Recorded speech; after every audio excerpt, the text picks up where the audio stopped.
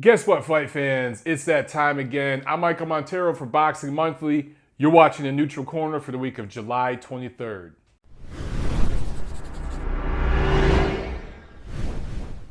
If you haven't picked up the July issue of Boxing Monthly, it's a very, very special issue. I highly recommend grabbing it, even for a collector's item. You see here that we did a tribute to Muhammad Ali, but unlike a lot of other magazines out there that just had one consummate piece, that just paid tribute to him, there are several pieces in this issue by authors from all over the world. So it's just a very, very special issue where you can see how this man touched different people from different generations, different authors that have been involved in the sport for a long, long time. So I highly, highly recommend checking out. But we've got a lot of boxing to talk about. Let's get started with some news and notes. First of all, before I get into any boxing stuff, I wanted to talk about MOB, Montero on Boxing, a little bit real quickly. Guys, thank you for bearing with me as we kind of sort out some of the technical stuff. I'm still getting some things together in the studio, but I've also got some stuff in the works. One thing that we're planning maybe over the next month or so is doing a live version of the Neutral Corner live on Facebook. We're still working out the technical details of that. But that's definitely coming down the pipe, and I'll let you guys know way ahead of time so that we can chat live and make it part of the show. Still trying to figure out the logistics of it. I definitely want to have a special guest, at least one special guest for that episode. So that's coming up. Another thing with Boxing Monthly, if you go to Boxing Monthly's site, now at the top of the page, you'll see all the different tabs where you'll have articles, you'll have the ratings, you'll have all the different stuff at the top. Well, now Montero on Boxing has its own tab. So if you've ever missed an episode of the Neutral Corner, or you want to go back to some of your favorites to see some of the wild, wacky stuff I've done over the time, how this show is developed over the year that we've been going, please go to the MOB tab on the Boxing Monthly site and check out some of the old stuff. We're at number 47 and going, baby. But I wanted to do a quick rant. I wanted to address fake callouts from fighters and from promoters, because this is something that I think it's a growing phenomenon. And maybe it's not just in boxing. Maybe it's in other sports. If some of you guys follow other sports, especially other fight sports, please opine about this. Please chime in and let me know. Comment below. But it's definitely a growing thing in boxing, and a lot of fans just are not educated on how involved it is to make a fight. And simply going out there and finding an article, quote unquote, more about that in a second, because most of these things, they're calling these things articles and they're not. But going out there and finding an article and using that as a source for a fighter being ducked or something like that, it just seems to be a growing thing. And a lot of you guys comment on my channel about this stuff. I see it on Twitter all the time, particularly with the Golovkin haters and some of the other haters and lovers of different fighters. It's kind of used as a tactic. You guys got to slow down on the social media stuff and buying into it too much. Let me be specific about some of this stuff, okay? I recently made a video about the Golovkin-Brook fight being put together and the nuances and differences of how that fight was put together versus Canelo-Khan, and how different those fights really are. I understand on paper it's two welterweights fighting two middleweights, but there's a lot more to it, right? Well, in that video, there's, of course, the typical haters went in there. You guys, I love you guys. Went in there and started talking about, well, Golovkin ducked XYZ fighter, and some of you even posted articles, blurbs, blogs, whatever, videos that other people have done in the YouTube boxing community who don't do their homework. And one that sticks out right now just in my mind is Lou DiBella, quote unquote, calling out Triple G and saying his guy, Kurtzize, I'm probably butchering that name, the guy who just scored an upset win earlier this year in a pretty entertaining fight, he's ready to fight Triple G right now, right? And there's a little blurb on Boxing Scene, a reputable boxing site, about that. And people in the YTBC, as they call it, the YouTube boxing community, have taken that and made big old elaborate videos about it and tweeted a bunch of stuff saying, see, Triple G could have fought this guy right here. They were more than willing. They made an offer, blah, blah, blah. It's turned into this big thing. And it's just one of many, okay? But let's stick with that. Here's what you guys don't understand. Situations like that, let's say you're at a fight, right? Let's say I'm covering a fight. Fighter X, Fighter Y are fighting in Las Vegas at the MGM Grand. And I'm in the media center during the beginning of the undercard. Hell, maybe it's not even fight night. Maybe it's the weigh-in. And I'm in the media center. They're serving lunch and I'm finishing up my articles. I'm submitting everything where the internet is real good because you're in the media center. You have access to everything you need, all the equipment, all the info you need. Okay. Well, the promoter putting on that card, you guys will see this. They'll invite several of their fighters, managers, trainers to the event. And they'll be walking around. They'll be walking around the press room. They'll be walking around the bowels of the stadium on fight night. They'll be hanging out after the weigh-in, talking to fans and stuff like that. Well, a lot of junior writers in amateur media will run up to those guys in those situations and crowd around them. And they'll grab their cell phone and they'll hit record, you know, the app where you can record audio, and they'll stick it in their face, or they'll take a little camera and stick it in the guy's face, and they'll start asking questions. And you'll see a dozen or so of these guys huddled up around Keith Thurman or Lou DiBella or whoever it is, okay, Sergey Kovalev, whatever fighter is walking around, and they all just start asking questions. And in that kind of a moment, you know, sometimes it'll be ringside after a fight or before a fight when a fighter was invited to come check out the fight or something. It'll be stuff like that. And again, they'll shove a camera in their face and they'll just start asking questions. And each guy will fight to get his one or two questions in, and they'll take those two little questions and they'll formulate a quote-unquote article, which really isn't an article. It's a blurb. I don't know what other word to use. It's a couple paragraphs with one little quote or maybe two little quotes from the manager, the fighter, the trainer, promoter, whoever, and they'll post that on a website. Some of them are reputable websites that pay $25 for every article posted. So some of these junior writers, you know, a lot of them are doing it pro bono. They're not getting paid, but some of these guys, they want to get paid per article. So they whack this stuff up into 8 articles and they send it out to the websites they're writing for. Again, a lot of times it's not paid, but sometimes it is, depending on the deal they have worked out. But somebody in the YouTube boxing community, okay, well, let's backtrack. Sticking with this Lou DiBella thing. Lou DiBella, I don't know where this press thing or this quote came from, but it was probably from one of these media roundtables or him walking around somewhere and just being asked by somebody with a camera in his face or somebody recording on their phone, hey man, what about Triple G? And he answers and says, I got a guy that will fight Triple G right now. Man, they just give us the contract, we'll sign it, let's do it, right? Somebody will take that and print an article, or they'll take that and make a video about it to their biased followers on their channel and say, see, here's a guy that Golovkin turned down a fight with. Here's a guy he's ducking. He's avoiding this guy and going after that guy because it's more money, right? He's a hypocrite, blah, blah, blah. Guys, Lou DiBella or whoever it is, okay, fighter, promoter, whatever, answering a question in a scenario like that with a bunch of junior writers and amateur YouTuber, you know, boxing media people. Most of these guys are like 20, 21 years old or something. Answering a question like that and saying, we'll fight this guy, is the equivalent of me calling out Anthony Joshua right now. There's no substance to it. There's nothing to it. It's no different than Billy Joe Saunders going on Twitter and saying, I'll fight Golovkin anytime, any place, and being offered $4 million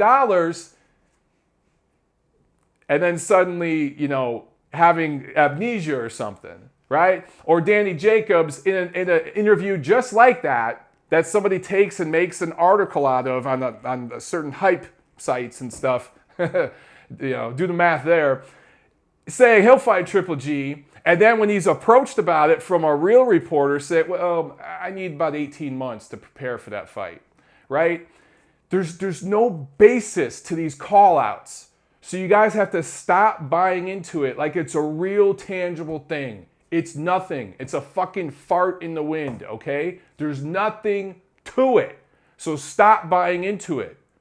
A real call-out is a fighter having his people pick up the phone and call the opponent's people. That's a call-out. You guys saw what happened with Eubank Jr. recently, where he literally, it wasn't a tweet, it wasn't a little table discussion in the bowels of a stadium. He looked right in the camera on national television after a fight and talked shit to Triple G, called him out. But even that had no substance to it. Now, in that case, at least paperwork was written up and details and logistics were discussed. There were actual talks between the camps for weeks. But we've talked about this. His father stepped in and protected him.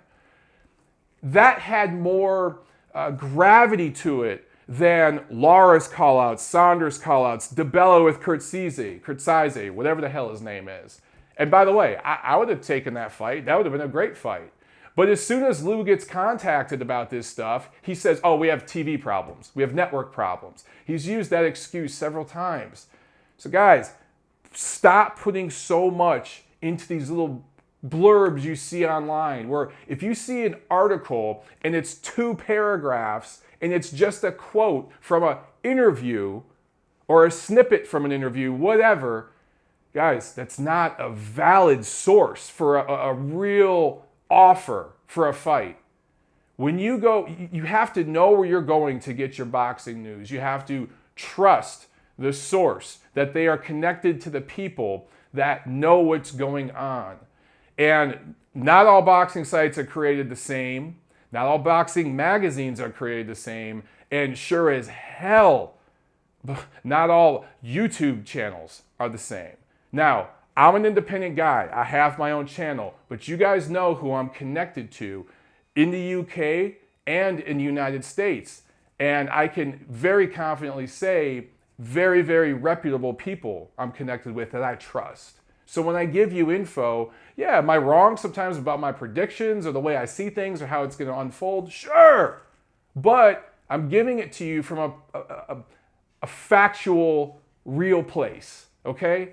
So we'll talk about that some more. But look, I had to get that out because I'm getting a lot of shit talk from that Golovkin video I made, which I expected. But some of you are saying that, you know, he was offered a fight from this guy and that guy. It's not true. Look, even Gilberto Ramirez at 168 is injured. DeGale and Jack are supposed to fight each other at 168. And by the way, DeGale wants $5 million for that fight. He ain't going to get it. So he's about to price himself out of the unification fight at 168 that everybody's been wanting. But that guy's supposed to fight Golovkin? Come on, man. If he wants $5 million for Badu Jack, what do you think he's going to want for Golovkin? And they couldn't, Golovkin's people couldn't afford to pay Saunders $4 million. Do the math on that. Who, Miguel Cotto? He already ducked Golovkin. He paid Golovkin not to fight him. All right, enough of that. Let's talk about some more ducking. Last week I talked to you guys about Adrian Broner, who priced himself out of a fight with Manny Pacquiao.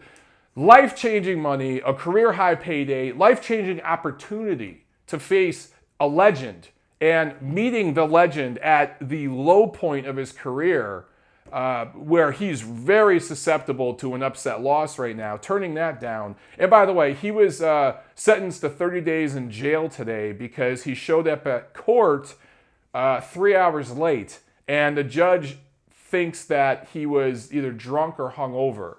Broner claims he showed up 3 hours late to court today because somebody spiked his drink last night. And I guess he just claims that he couldn't wake up in time to get to court. The judge was so pissed off that he sentenced Adrian Broner to 30 days in jail. So this guy's turning down career-high paydays with Manny Pacquiao and showing up to court. Why was he drinking the night before going to court, by the way? So now he's going to spend 30 days in jail. So yeah, about billions. Don't drop the soap, Adrian. But now Danny Garcia has priced himself out of a fight with Manny Pacquiao. And he's going around saying, oh, I'm not getting paid enough. This is disrespectful. He even opined about it on the PBC broadcast last week, the Wilder Arreola fight. Look, man, how many times is this going to happen? Danny Garcia, again, this would have been a career high payday. This would have been life-changing money and opportunity. This would have been a prime chance for him to not only make all that money and expand his profile and everything, but if he were to beat Pacquiao, let's just say, right? And he'd be a very live dog in that fight because of the trajectory of those two careers right now. If he were to beat Pacquiao, it sets him up for Floyd Mayweather next year. We know Floyd's coming back. We know he's targeting somebody like a Danny Garcia. He'd much rather go there than go towards Thurman. Although Thurman's still a very easy, winnable, not easy, but winnable fight for Floyd. But Garcia is much more favorable. If Garcia were to fight and beat Pacquiao, and you could say the same thing about Broner, right? Either of those guys, you fight and beat Pacquiao, but especially Garcia because he's still got that O that all the Floyd fans obsess about. For number 50 next year, Floyd ain't coming back this year. He's coming back next year. Mark my words. You'd have Mayweather, Garcia, two undefeated guys. Someone's O is going to go, all that crap. You'd have Floyd's crazy daddy and Danny Garcia's crazy daddy jawing back and forth. It'd be perfect. But you're being disrespected and you want to turn that down. All right, man. So all these call-outs and all this back and forth, I don't know. But I guess for Pacquiao right now, he's maybe going to fight Jesse Vargas. That's the only logical choice that's left, I guess. When you look at the time frames of, because I think he wants to fight in October, and they want to fight in Vegas, obviously, right? So Vargas does have a title and would be willing to take the money that was being offered to other fighters. So maybe that's what's going to happen. One other quick gripe, and then I'll shut up and we'll get to the reviews of last week's action. I guess it's another the negative corner today.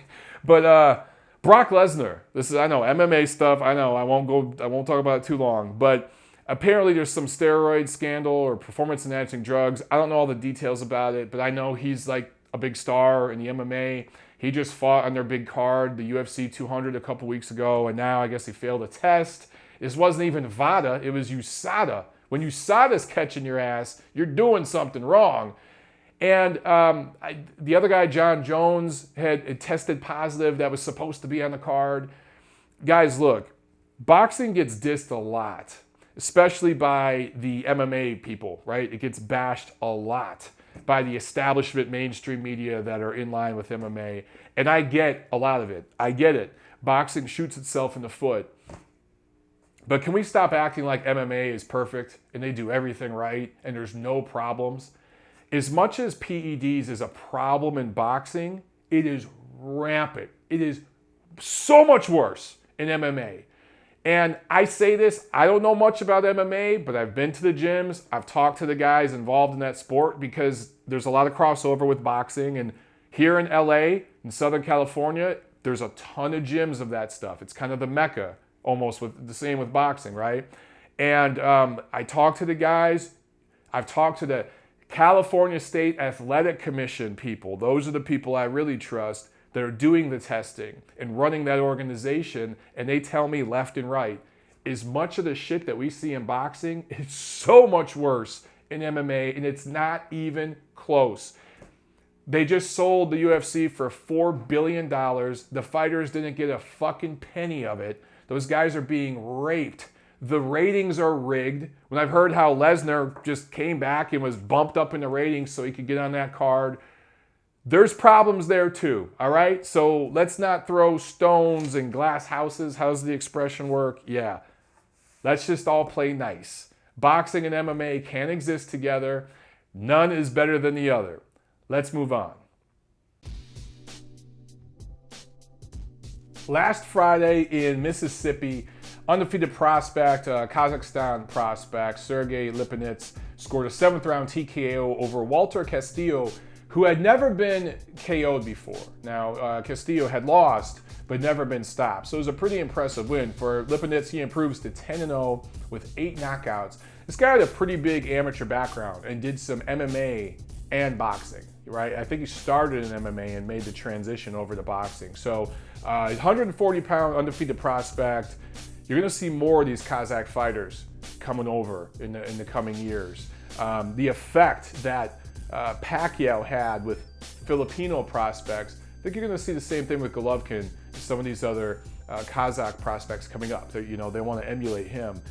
But a lot of action Saturday. So let's start in Germany, where Italian Giovanni de Corralis, which is not an Italian name, I don't know, scored it was actually a majority draw over Tyron Zug, and that's a German name. I'm butchering that, I'm sure, so you guys can correct me. He keeps his WBA super middleweight title. The German fighter hurt his left shoulder late in the fight, but fought tough. Some of the people are saying that the Italian deserved to win. Some of the people are saying that the draw was justified. Most of the people I've talked to about this fight, and I admit I haven't watched it, I wasn't very interested in it. Most of the people say that the draw was legit because neither guy really did a whole hell of a lot, and it wasn't a very great fight. Over in Wales, Terry Flanagan scores a unanimous decision over the completely shot to shit Zonky Fana to defend his WBO lightweight title. Not much to talk about there. Guillermo Rigondeaux scores a second round stoppage. It was actually a retirement over James Dickens. He broke his jaw, and Dickens couldn't make it out for the third round. So Rigondeaux retains his WBA 122-pound title. For Rigondeaux, this obviously was a dominant victory, but let's look at the opponent. And man, to see how far this guy's fallen, a lot of it is on him though. Some of it is on his former promoter, Bob Arum, some of the ways he handled his career, some of the things he said that he shouldn't have said, but more of it is on Rigondeaux. The dude just isn't dynamic or exciting in the least. Steve Kim actually tweeted a picture of Rigondeaux just kind of looking miserable in the ring. I don't know if it was right before the fight or right after the fight, but he looked like a guy, Rigondeaux did, the expression, he looked like a guy that was about to punch in to work at a job he hates. That's just the look he had. And some of you are like, well, that's just how he is. That's just his expression. Well, boxing's entertainment, and that shit ain't very entertaining or inspiring. But let's get to the action in Alabama, here in the United States. We'll start with the main event. Deontay Wilder scores a dominant 8th round stoppage over Chris Arreola. This was a retirement as well. Chris Arreola doesn't come out for the 9th round. His eye was badly swollen. He was pretty beaten up. Arreola was knocked down in the 4th round. And actually, my prediction for this fight was TKO 4 for Wilder. It looked like he was about to get it, but something happened with his right hand. And for some reason, the broadcast team didn't talk about it. I was in a bar because I had some family in town, and we just went out to a bar to watch it. And we couldn't hear the broadcast very well because it was loud, but it didn't sound like they were saying anything about the arm. Correct me if I'm wrong on that. But in the end, Wilder apparently broke the right hand and tore his bicep. So he's going to be out for a while. And he couldn't put the eraser on Arreola and kind of clowned around in there for a while, but the crowd seemed to eat it up. At the time of the stoppage, it was the judges had it 80-71 twice. And somehow, Judge Joel Scobie, a Canadian judge, had it 79-72. He found a round to give to Chris Arreola. I have no idea what that dude was smoking, but it must be some good shit. Now, in the co-feature, the story to me of this card, welterweight Sammy Vasquez suffers his first loss as a pro. He's now 21-1 with 15 KOs. He lost by unanimous decision to Dominican fighter Felix Diaz, who some of you may not have heard of before, but he's a quality fighter with an amateur background, a good, solid, experienced pro fighter. And the judges had this. Now, one judge had Diaz ahead 96-93 in this fight, but the two other judges had it 95-94. And that's significant because in the 10th round, the ref took a point from Vasquez for losing his mouthpiece. Had he not taken a point for that, losing the mouthpiece, this would have been a majority draw. So referee Keith Hughes, who I think is a local, he's not from Alabama, I want to say he's from Mississippi or Louisiana, somewhere down there in the deep south. I don't know, man. I mean, this is a case where the ref influenced the outcome of a fight. It goes from a draw to a loss because of a point deduction. Was it warranted? What do you guys think? But also on that card, undefeated American prospects, Jamal James, who actually survived a knockdown in this fight, Erickson Lubin, and Jared Washington all got W's to stay undefeated. One thing I want to talk about, though, well, first, I'll talk a little bit more about Deontay Wilder. He looks sloppy in this fight. Doesn't look like he's really improving, but it's hard to say. It's hard to say.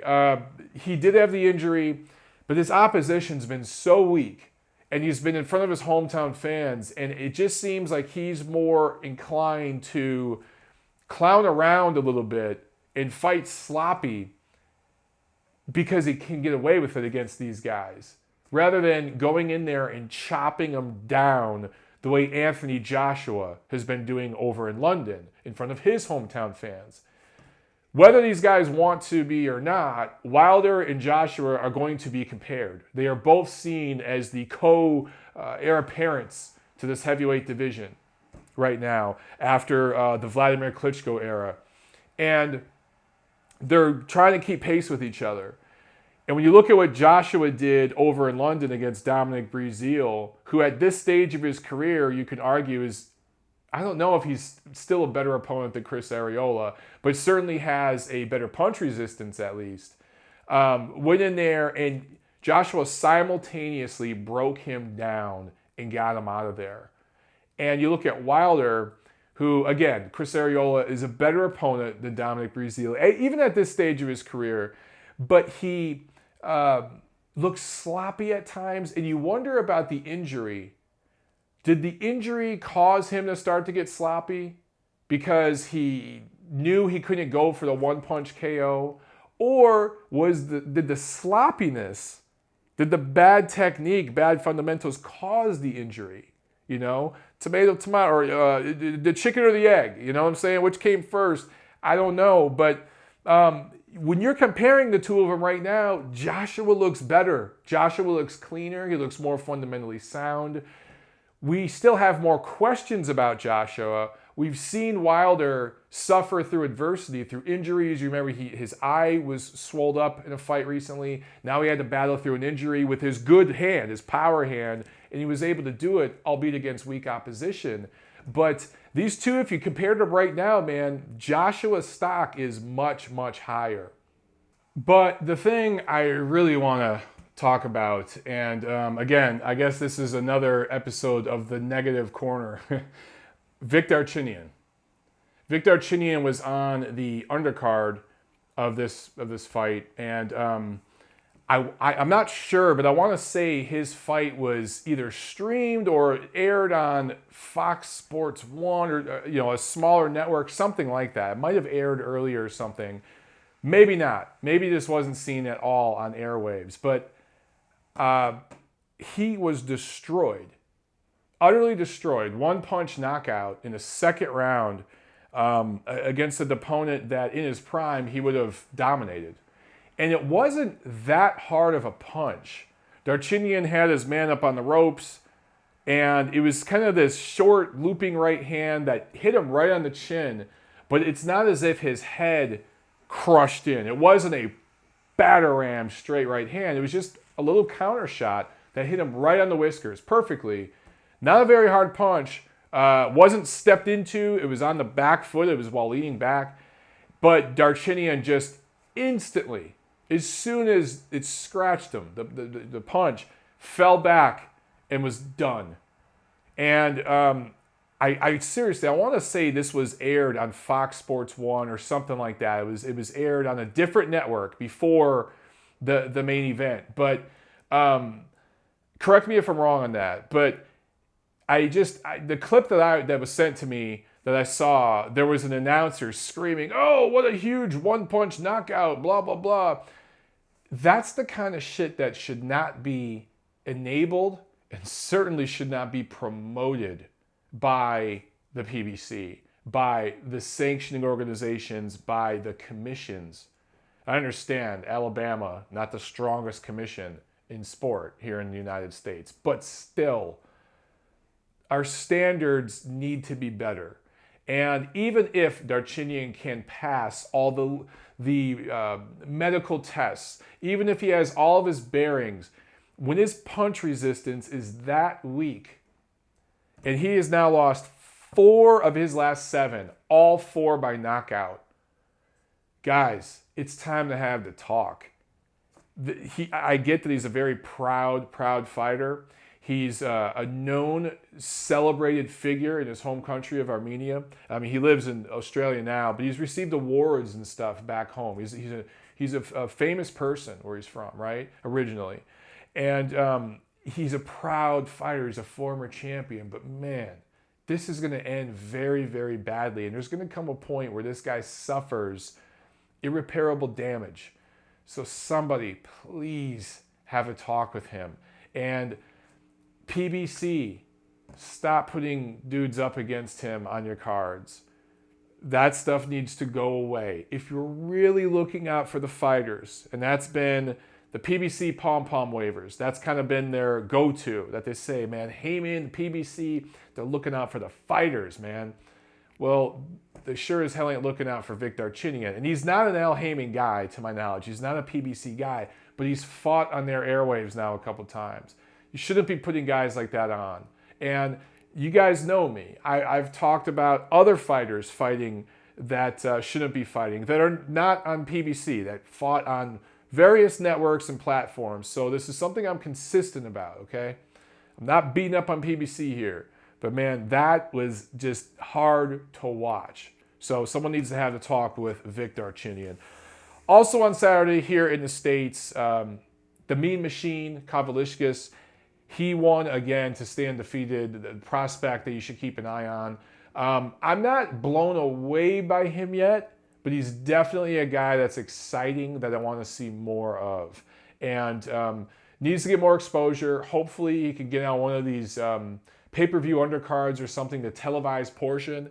But more than that, hopefully he could get on one of these HBO Boxing After Dark or something. One of these cards, man. This guy needs some exposure. Andy Ruiz, undefeated American heavyweight. He also gets a win. Andy Ruiz is a guy that I'm interested in because he's an American heavyweight and he does have some skills, but he's fat and pudgy and needs to lose at least 20 pounds. All right, so one big card this weekend in Las Vegas, and it's on HBO pay-per-view. Of course, we're talking about Crawford and Postol doing their thing. This is going to be for the Ring Championship at 140 pounds, right? The lineal championship at $140. So this is a big deal. On the pay-per-view televised portion, a couple of fights. We'll just talk about these real quick. Oscar Valdez, undefeated featherweight, going up against Argentinian fighter Matthias Carlos Adrian Rueda. This is for the vacant WBO featherweight title. So this kind of feels like a setup to help get Valdez, an undefeated prospect, for Top Rank, a title. Valdez had 4 fights in 2015. This is his second so far in 2016. You figure he'll at least fight 3 times this year, especially if he scoops up the title here. And I like that. These young guys got to stay active, so I like that. For the Argentinian fighter, Rueda, this is only his first fight outside of Argentina. And as I've said many times, you just don't know what to expect with some of these guys coming from Argentina. Sometimes they're the goods and they surprise you. Oftentimes they come over here with very bloated, thin records that look really shiny, but they're not, right? Also, welterweight, a 10-rounder, Jose Benavidez going up against Francisco Santana. And this is probably the best fight of the card in terms of action, in terms of what we suspect to be two-way action. This should be a pretty competitive fight. I'm pretty excited about that one. It'll be a nice warm-up for the main event. Also, light heavyweight Ukrainian, undefeated Ukrainian Alexander Grovduk is going up against Tommy Karpinski. And for those of you who don't know about this Ukrainian, he's 10-0, 8 knockouts, 2012 bronze medalist in the Olympics. And he's going up against Karpinski. That's the guy that went up against Adonis Stevenson recently. And before this, the Ukrainian fought Najib Mohammadi, the guy that Sergey Kovalev blew out last year. So they're putting him up there against these opponents that, yeah, they're not the best opposition, but they're guys that have fought the top guys, so they're experienced, right? So they're moving this guy pretty fast. It'll be interesting to see what he does against Karpinski. I expect him to put up a better fight than Mohammadi put up. Also, the undefeated Japanese prospect, the middleweight, Ryoto Murata, is on the untelevised portion of the card, but I'm quite sure that they're going to be streaming some of these fights. So check out Top Rank's site. They do a pretty good job of streaming the untelevised portion of the pay-per-view card. So there's several young prospects to keep an eye on, so you might want to check that out. But let's talk main event real quick. Okay, so Crawford-Postol. What do we know? Obviously, we've talked about the intangibles. You guys have probably seen the episode on Undisputed Champion Network, the episode of 10 Count that I was in with Steve Kim and Doug Fisher, where we talked about this fight. Victor Postol, taller, longer, he's 5'11", 73-inch reach. And a lot of people would say, well, you know, Crawford hasn't faced a guy that poses the stylistic and the size challenges that Postol will pose. I disagree with that. You know, as far as size, Terrence Crawford fought Bredis Prescott, who's also 5'11", a few years ago. And as far as style, look, Terrence Crawford had a pretty good amateur career. If you look back, man, he fought guys like Mike Dallas, Ray Robinson. He fought Danny Garcia several times, Diego Magdaleno several times, Saddam Ali, right? And he's seen every style. So I don't think there's anything that Postol brings that scares or is really going to bother Crawford. Postol's very, very good at what he does. Landing from the outside, turning you, landing, turning you, trying to wear you down. He will clinch when you get close. He'll lean on you. He'll use that height.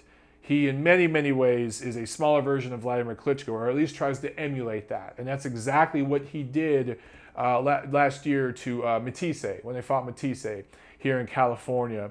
That win really propelled him into this fight. So that was a life-changing moment for him.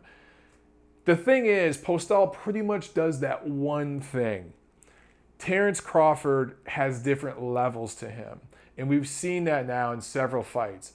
It's not just him switching to southpaw, which, by the way, Postol is preparing for. They have sparring partners in camp, and they're doing straight-up southpaw sparring at times. So they expect Crawford to switch up southpaw. But we've seen Crawford stalk at times. We've seen him lure guys in and be a counterpuncher. He's got different elements to his game. And I talked about this in an episode of 10 Count. I think that Crawford's going to want to chop down the tree, and he's going to go to the body. That's what I think he's going to do.